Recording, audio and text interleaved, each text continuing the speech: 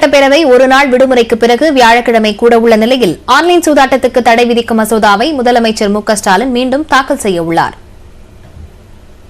தமிழ்நாடு சட்டப்பேரவையின் பட்ஜெட் கூட்டத்தொடர் கடந்த திங்கட்கிழமை தொடங்கியது. அன்றைய தினம் அடுத்த நிதியாண்டுக்கான தமிழ்நாடு அரசின் நிதிநிலை அறிக்கையும் அடுத்த நாளான செவ்வாய்க்கிழமை வேளாண் நிதிநிலை அறிக்கையும் தாக்கல் செய்யப்பட்டது. இதையடுத்து தெலுங்கு வருட பிறப்பையொட்டி புதன்கிழமை விடுமுறை அளிக்கப்பட்டது. இந்நிலையில் வியாழக்கிழமை காலை 10 மணிக்கு சட்டப்பேரவை கூடியதும் அண்மையில் மறைந்த முன்னாள் சட்டமன்ற உறுப்பினர்கள் மாரிமுத்து, தங்கவேலு, உபயத்துல்லா, சீனிவாசன் உள்ளிட்டோருக்கு இரங்கல் குறிப்பு வாசிக்கப்படும். பின்னணி பாடகி வாணி ஜெயராம் மறைவிற்கு இரங்கல் தீர்மானமும் வாசிக்கப்படுகிறது. நேரமில்லா நேரத்தில் கவன ஈர்ப்பு தீர்மானங்களை எதிர்க்கட்சிகள் கொண்டுவர உள்ளன. இதன் மீதான விவாதம் முடிவடைந்ததும் ஆன்லைன் சூதாட்ட தடை சட்ட மசோதாவை முதலமைச்சர் மு க ஸ்டாலின் தாக்கல் செய்ய உள்ளார். ஏற்கனவே கடந்த ஆண்டு அக்டோபர் மாதம் 19ஆம் தேதி நிறைவேற்றப்பட்ட ஆன்லைன் சூதாட்ட தடை மசோதாவை ஆளுநர் RN ரவி திருப்பி அனுப்பினார். ஆன்லைன் சூதாட்ட தடை மசோதாவை நிறைவேற்ற தமிழ்நாடு சட்டப்பேரவைக்கு அதிகாரம் இல்லை என்று ஆளுநர் அப்போது தெரிவித்தார். இந்நிலையில் இந்த மசோதாவை மீண்டும் தாக்கல் செய்யும் முதலமைச்சர் ஆளுநர் எழுப்பிய கேள்விகளுக்கான விளக்கத்தை அளிப்பார் என்று எதிர்பார்க்கப்படுகிறது. அதனைத் தொடர்ந்து மசோதா மீது விவாதம் நடைபெறுகிறது. வியாழக்கிழமையே இந்த மசோதாவை நிறைவேற்ற திட்டமிடப்பட்டுள்ளது. இதனைத் தொடர்ந்து நிதிநிலை அறிக்கை மீதான விவாதம் தொடங்கும். இதில் ஆளும் கட்சி மற்றும் எதிர்க்கட்சி உறுப்பினர்கள் உரையாற்ற உள்ளனர்.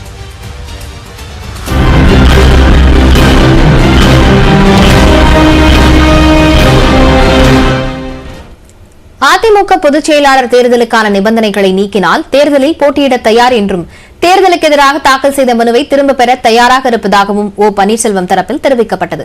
இந்த வழக்கில் வாதங்கள் நிறைவடைந்த நிலையில் தீர்ப்பு ஒத்திவைக்கப்பட்டது. அதிமுக பொதுச் செயலாளர் தேர்தலுக்கு தடை கோரி ஓ பன்னீர்செல்வம், அவரது ஆதரவாளர்களான மனோஜ் பாண்டியன், வைத்திலிங்கம், JCD பிரபாகர் ஆகியோர் தாக்கல் செய்த மனுக்களும் கடந்த ஆண்டு ஜூலை 11ஆம் தேதி நடைபெற்ற பொதுக்குழுவில் நிறைவேற்றப்பட்ட தீர்மானங்களுக்கு எதிராக தாக்கல் செய்யப்பட்ட மனுக்களும் உயர்நீதிமன்றத்தில் நீதிபதி குமரேஷ் பாபு முன்னிலையில் புதன்கிழமை விசாரணைக்கு வந்தன. அப்போது ஓ பன்னீர்செல்வம் தரப்பில் ஆஜரான வழக்கறிஞர் குரு கிருஷ்ணகுமார் 2026ஆம் ஆண்டு வரையான காலத்திற்கு ஒருங்கிணைப்பாளர் பதவி உள்ள நிலையில் ஒருங்கிணைப்பாளர், இணை ஒருங்கிணைப்பாளர் பதவிகள் காலாவதியாகிவிட்டதாக பொய் செய்தி பரப்பி வருகிறார்கள் என்று கூறினார்.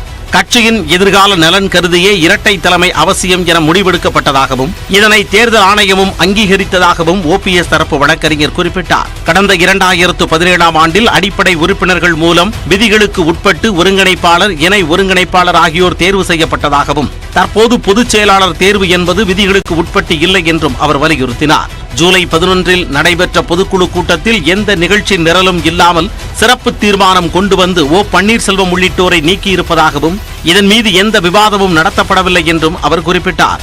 ஒருங்கிணைப்பாளரை நீக்குவதற்கு கட்சியில் எந்த விதியும் இல்லாத நிலையில் சாதாரண உறுப்பினர்கள் மீது ஒழுங்கு நடவடிக்கை எடுப்பதற்கான விதிகளின் கீழ் நடவடிக்கை எடுக்கப்பட்டுள்ளதாகவும் ஓ பன்னீர்செல்வம் தரப்பில் எடுத்துரைக்கப்பட்டது.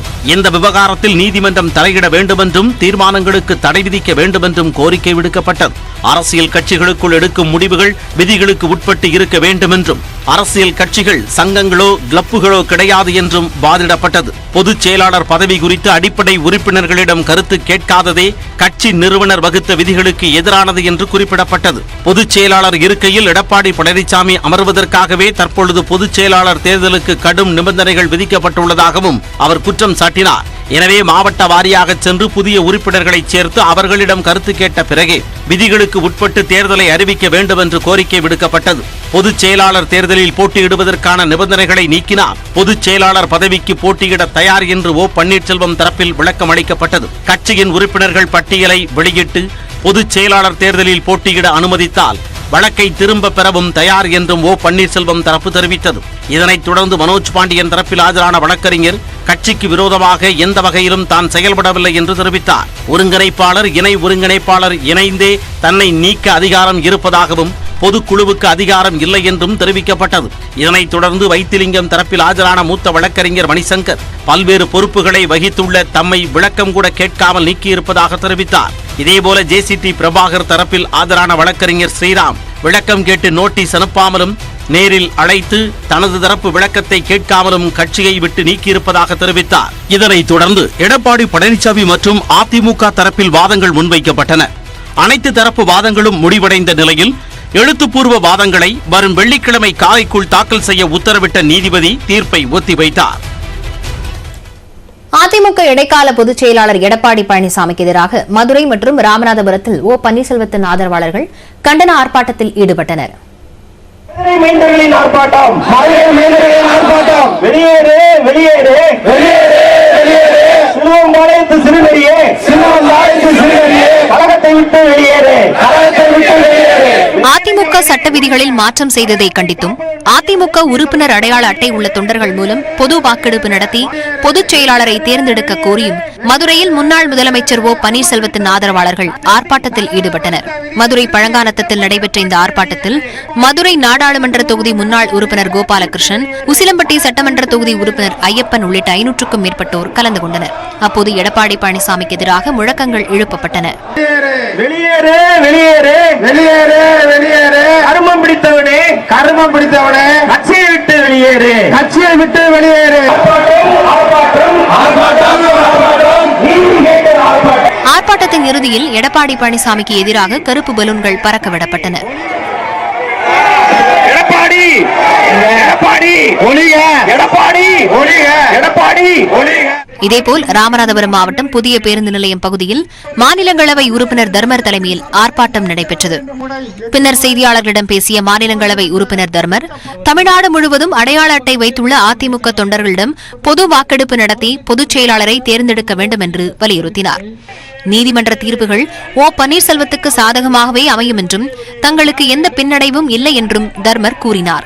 அடிமட்ட தொண்டர்களால் உருவாக்கப்பட்ட இந்த பதவியை சட்ட விதியை மாற்றி இன்னைக்கு கட்சியை அபகரிக்கின்ற ஒரு சூழ்நிலையிலே இன்றைக்கு அனைத்து இந்த அண்ணா திராவிட செயல்பட்டுக் கொண்டிருக்கிறார்கள். கழகத்தின் உறுப்பினர் அண்ணன் ஓபிஎஸ் தான் என்பதை கடிதம் கொடுத்திருக்கிறார்கள். அதை கோர்ட்டில் சமர்ப்பிப்பார்கள். கோர்ட்டில் நடந்து கொண்டிருக்கிறது. நல்ல தீர்ப்பு அண்ணன் ஓபிஎஸ் அவர்களுக்கு வரும். ஓபிஎஸ்ஸின் பக்கம் உண்மையான அதிமுக தொண்டர்கள் இருப்பதாகவும் தர்மர் கூறினார்.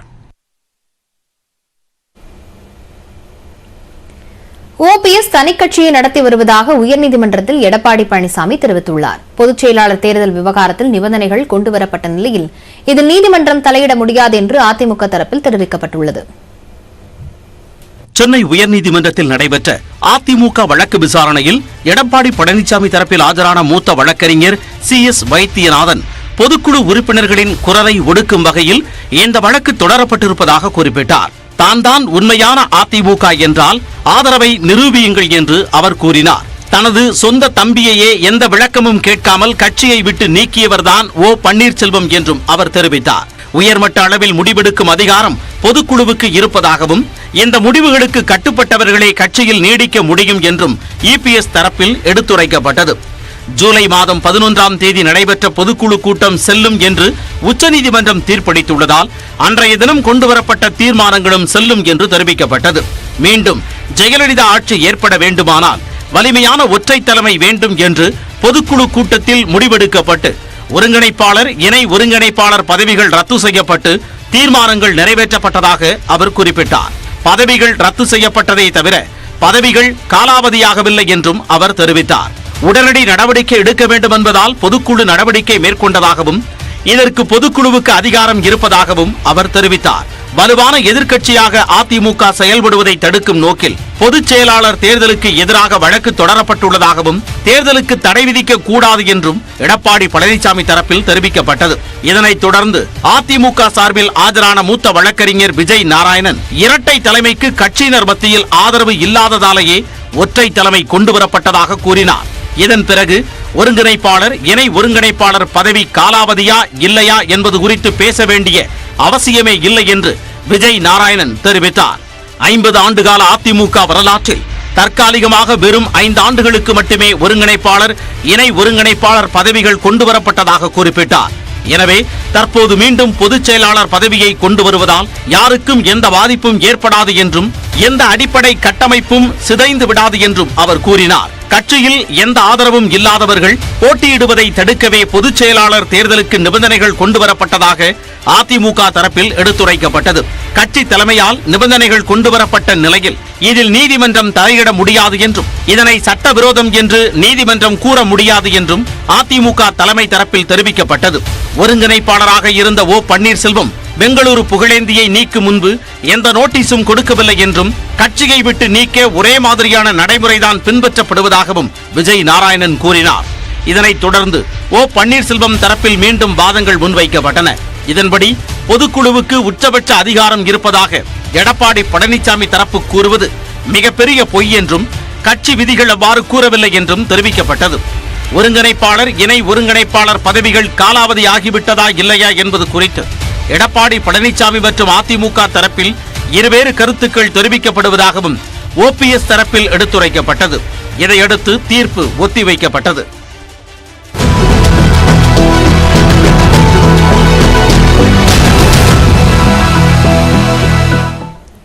கருணாநிதியின் 100ஆண்டு விழாவையொட்டி ஜூன் மாதத்துக்குள் புதிதாக 1 கோடி உறுப்பினர்களை சேர்க்க திமுக மாவட்ட செயலாளர்கள் கூட்டத்தில் தீர்மானம் நிறைவேற்றப்பட்டுள்ளது.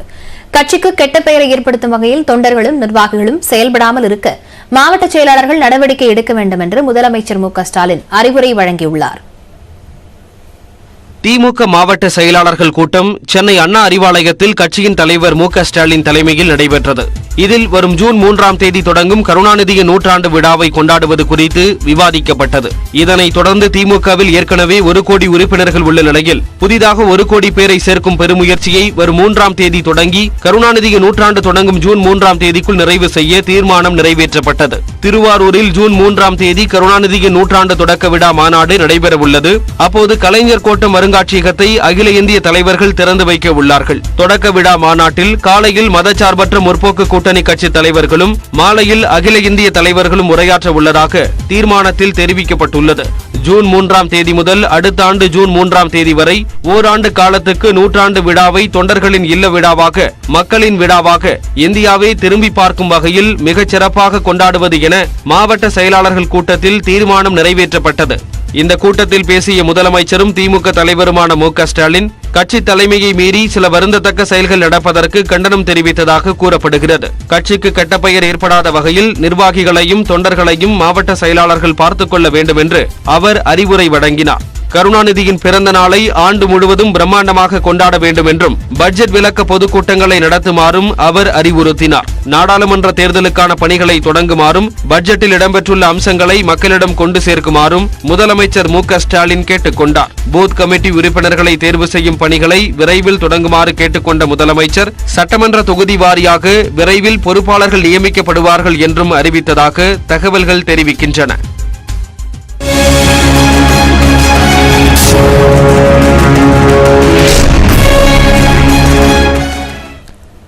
ஆப்கானிஸ்தான் மற்றும் பாகிஸ்தானில் ஏற்பட்ட கடும் நிலநடுக்கத்தில் உயிரிழந்தோர் எண்ணிக்கை 12ஆக உயர்ந்துள்ளது. பாகிஸ்தானில் நிலநடுக்கத்துக்கு மத்தியில் அது குறித்த செய்தியை எந்தவித சலனமும் இல்லாமல் செய்தி வாசிப்பாளர் வாசித்தது பலரது கவனத்தையும் ஈர்த்துள்ளது. ஆப்கானிஸ்தானில் ஹிந்துகுஷ் மலை பிராந்தியத்தில் உள்ளூர் நேரப்படி செவ்வாய்க்கிழமை இரவு 9:30 மணிக்கு கடும் நிலநடுக்கம் ஏற்பட்டது. நிலத்திலிருந்து 188 கிலோமீட்டர் ஆழத்தில் ஏற்பட்ட இந்த நிலநடுக்கம் ரிக்டர் அளவுகோலில் 6.5 அலகுகளாக பதிவானது. 30 வினாடிகளுக்கு இந்த நிலநடுக்கம் நீடித்தது. இதன் காரணமாக பல்வேறு கட்டிடங்கள் இடிந்து சேதமடைந்தன.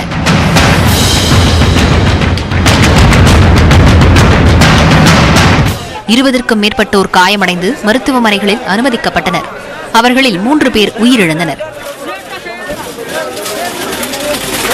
ஆப்கானிஸ்தானில் ஏற்பட்ட நிலநடுக்கம் பாகிஸ்தானிலும் உணரப்பட்டது. தலைநகர் இஸ்லாமாபாத், லாகூர், ராவல்பிண்டி, குவெட்டா, பெஷாவர், கோஹத், குஜ்ரான்வாலா, குஜராத் உள்ளிட்ட பல்வேறு பகுதிகளிலும் நில அதிர்வுகள் ஏற்பட்டன. இதில் 200க்கும் மேற்பட்டோர் காயமடைந்து மருத்துவமனைகளில் அனுமதிக்கப்பட்டனர். அவர்களில் 9 பேர் உயிரிழந்ததாக தகவல்கள் தெரிவிக்கின்றன.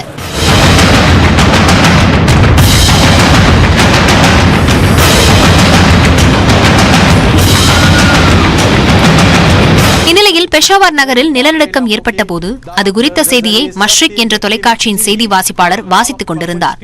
செய்தி அரங்கில் உள்ள பொருட்கள் அசைந்த நிலையில் எந்தவித பதற்றமும் இல்லாமல் பெஷாவர், கைபர் பக்துங்குவா பகுதிகளில் நிலநடுக்கம் ஏற்பட்டுள்ளது என்று அவர் கூறினார். இந்தியாவிலும் தலைநகர் டெல்லி உள்ளிட்ட பகுதிகளில் நில அதிர்வுகள் உணரப்பட்டன. வீடுகளில் மின்விசிறி உள்ளிட்டவை அசைந்ததால் பீதியடைந்த மக்கள் வீடுகளை விட்டு வெளியே ஓடி வந்தனர்.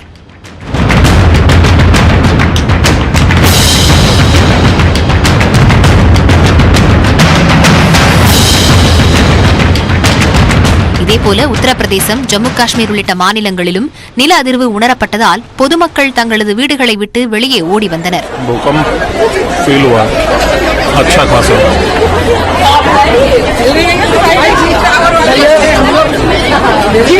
ஜம்மு காஷ்மீரின் அனந்த்நாக் மாவட்டத்தில் உள்ள மருத்துவமனையில் நில அதிர்வின் போது சிசேரியன் அறுவை சிகிச்சை வெற்றிகரமாக மேற்கொள்ளப்பட்டது. இது தொடர்பான வீடியோ காட்சிகளை அனந்த்நாக் சுகாதாரத்துறை வெளியிட்டுள்ளது.